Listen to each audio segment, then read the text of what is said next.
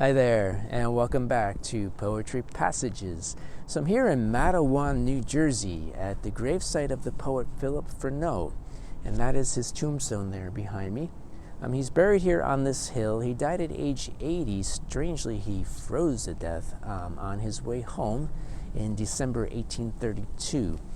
Philip Freneau was widely regarded to be the first American romantic poet. He was also called the poet of the Revolution.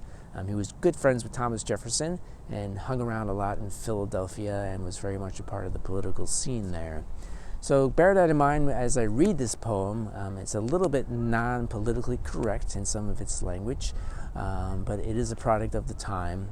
It was written shortly after the Indian Removal Act was passed by Congress, so it's still a very violent and turbulent time in American history. So this is called The Indian Burial Ground, and it's by Philip Freneau. The Indian Burial Ground. In spite of all the learned have said, I still my opinion keep. The posture that we give the dead points out the soul's eternal sleep.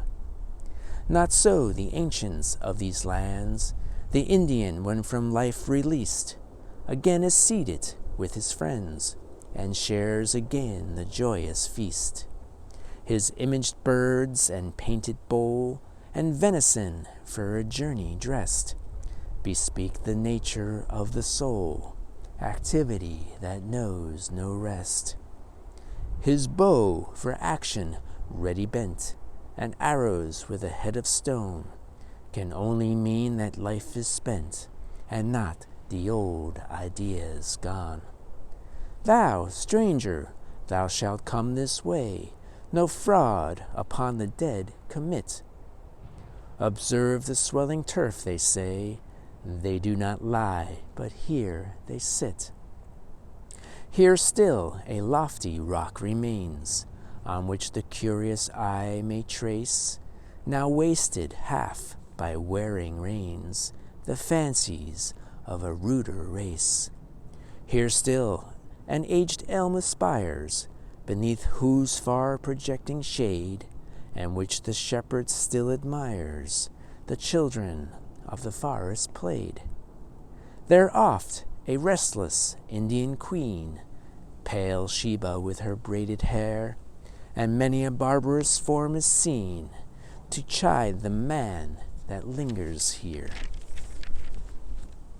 By midnight moons over moistening dews, in habit for the chase arrayed, the hunter still the deer pursues, the hunter and the deer a shade.